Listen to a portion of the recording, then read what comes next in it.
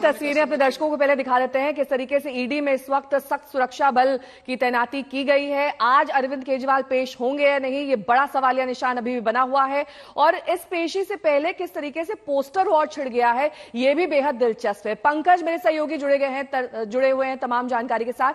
पंकज, क्या ये एक अहम कदम है, टाइम बाय करने की कोशिश कर रहे हैं, जैसा कि मुनीश भी बता रहे हैं कि 5 राज्यों के चुनाव बीत जाएं उसके बाद अरविंद केजरीवाल पेश होंगे, और इसी के मद्देनजर क्या आज का उनका जो कार्यक्रम है चुनाव के मद्देनजर या जो तमाम अन्य चीजें हैं वो आज वैसे ही करने वाले हैं जैसे कि प्लान थी?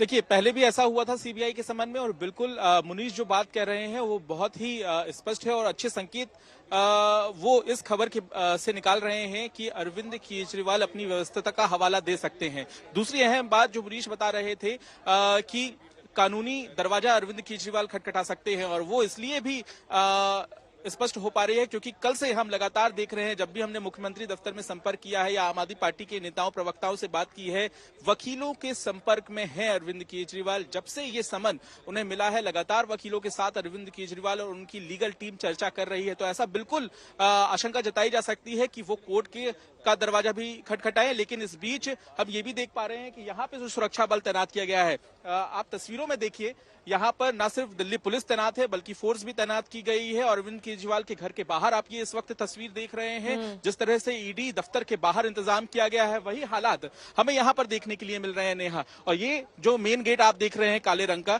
यही मुख्यमंत्री आवास है, और यहाँ पर भी पिछले दिनों की बजाय अब ज्यादा सुरक्षा के इंतजाम हमें देखने के लिए मिले हैं। तो अगर यहाँ इंतजाम है तो ये इस बात के भी संकेत है कि अगर अरविंद केजरीवाल पेश नहीं होते हैं उस सूरत में भी क्या धरना प्रदर्शन की तैयारी है आप कार्यकर्ताओं की ओर से?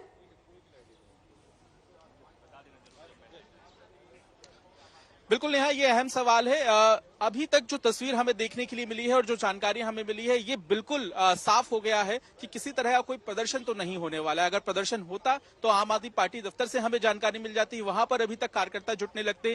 प्रदर्शन होता तो अभी अरविंद केजरीवाल के घर के आसपास कार्यकर्ता, विधायकों, पार्षदों की भीड़ लग जाती। लेकिन अभी तक तो किसी भी तरह के कार्यकर्ता या फिर विधायकों का यहाँ पर हमने आना जाना देखा नहीं है, और इससे ये जरूर समझ में आ रहा है कि किसी भी तरह का प्रदर्शन नहीं हो सकता है। ठीक है, मुनीश का रुख कर लेते हैं। मुनीश, लगातार आप यही बता रहे हैं कि अगर अरविंद केजरीवाल पेश नहीं होते हैं उस सूरत में उनके पास क्या विकल्प मौजूद हैं, और कानूनी जो सलाह है वो भी लगातार ली जा रही है। जाहिर तौर पर 5 राज्यों में चुनाव हो जाएं उसके बाद हो सकता है कि ईडी में वो पेश हो, लेकिन ये एक बड़ी चोट माना जा रहा है आम आदमी पार्टी पर। जिस तरीके से आज सुबह भी आम आदमी पार्टी के एक बड़े और अहम नेता के घर तलाशी हुई, उसको लेकर ये स्पष्ट संकेत है कि किस तरीके से सरकार लगातार ये आम आदमी पार्टी को संदेश दे रही है कि अगर भ्रष्टाचार में लिप्त रहेंगे तो किसी को भी नहीं छोड़ा जाएगा, भले ही वो सीएम क्यों ना हो।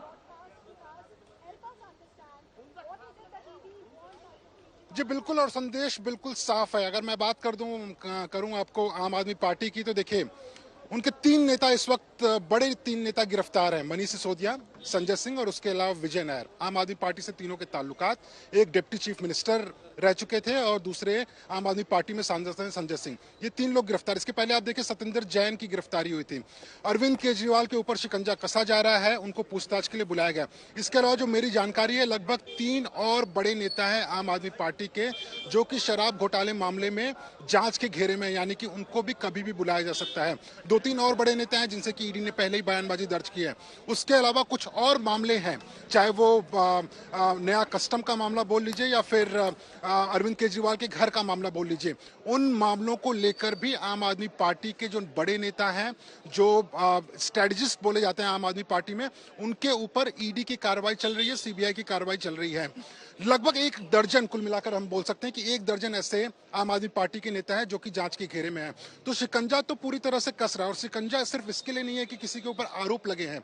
ईडी का यह कहना है कि जब भी कोर्ट में आम आदमी पार्टी गई है उनको मुंह की खानी पड़ी है, क्योंकि हर बार कोर्ट ने यह बोला हुआ है कि मामले में जांच चल रही है, और मामला जो है प्रथम दृष्टिया यह लग रहा है कि मामला सही बनाया हुआ ईडी ने, और कहीं ना कहीं ईडी की जो चोट है उससे आम आदमी पार्टी काफी घायल है। अगर अरविंद केजरीवाल की बात करें तो देखिए, पार्टी का एग्जिस्टेंस हुआ था एंटी करप्शन मूवमेंट को लेकर, यानी कि भ्रष्टाचार के खिलाफ लड़ाई को लेकर पार्टी सत्ता में आई थी। उसके बाद अरविंद केजरीवाल 2 बार मुख्यमंत्री चुने गए, 2 बार उनकी सरकार बनी, लेकिन उसके बाद भी भ्रष्टाचार के ही आरोप लग रहे हैं। और इस भ्रष्टाचार के आरोप में अरविंद केजरीवाल की पार्टी इस वक्त सबसे निचले स्तर पर पहुंची, यानी कि इससे ज्यादा कमजोर कभी आम आदमी पार्टी नहीं हुई। और इसीलिए अरविंद केजरीवाल को यह भी पता है कि अगर मान लीजिए वो ईडी के सामने पेश होते हैं और गिरफ्तारी होती है, तो पार्टी को संभालना, पूरे सरकार को संभालना, 2 राज्यों में सरकार को संभालना, ये बेहद मुश्किल होने वाला है। और इसके पहले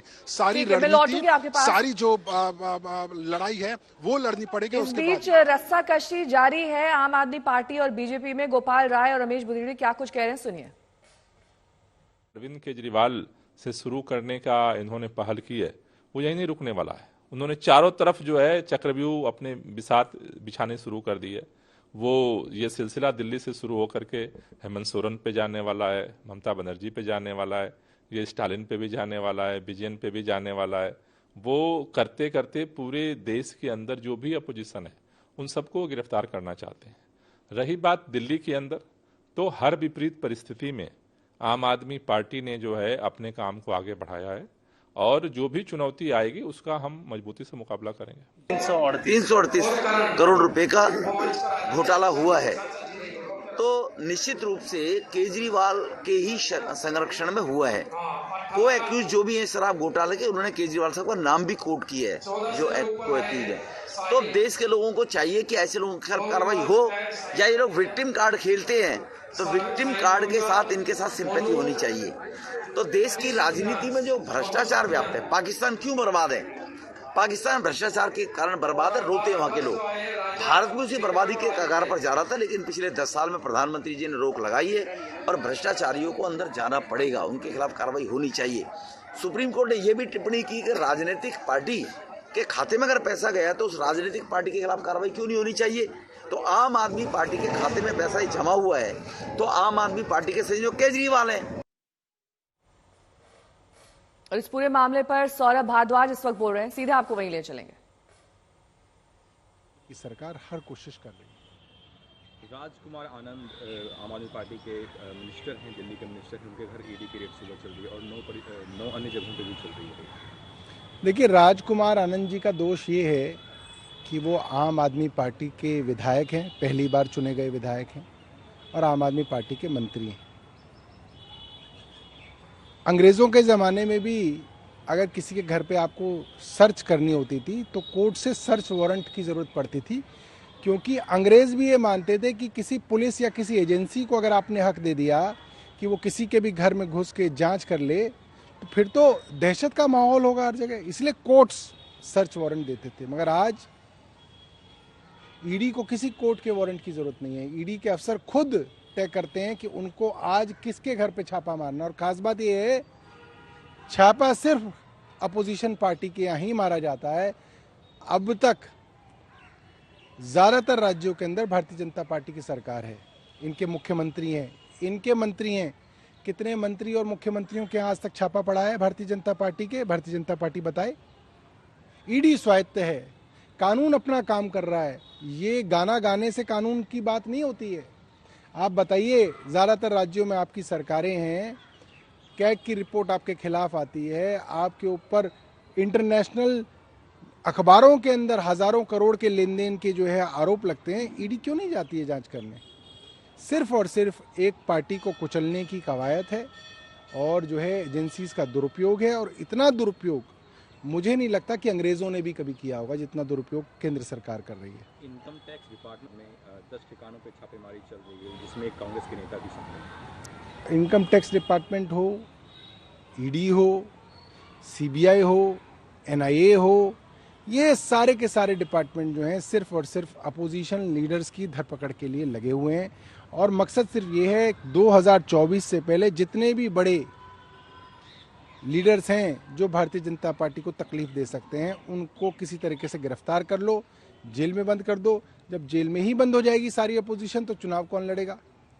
केवल जो है भारतीय जनता पार्टी चुनाव लड़ेगी और भारतीय जनता पार्टी चुनाव लड़के खुद अकेले चुनाव लड़के सरकार बनाएगी। ममता बनर्जी 2024 से पहले तमाम जो अपोजिशन के लीडर्स हैं इंडिया जो घटक है उसके सबको वो जेल में डालेंगे। देखिए ये ट्रेंड बहुत साफ है, साफ देखने में आ रहा है। और ईडी के सीबीआई के जो अफसर हैं ये भी तमाम लोग जो हैं सरकारी अफसर हैं। ये लोग अन्य नेताओं से अक्सर जो है चर्चाएं करते हैं और ये बात साफ दिखती है कि जिस दबाव में ये एजेंसियां काम कर रही हैं ऐसा दबाव पहले किसी सरकार ने नहीं लगाया।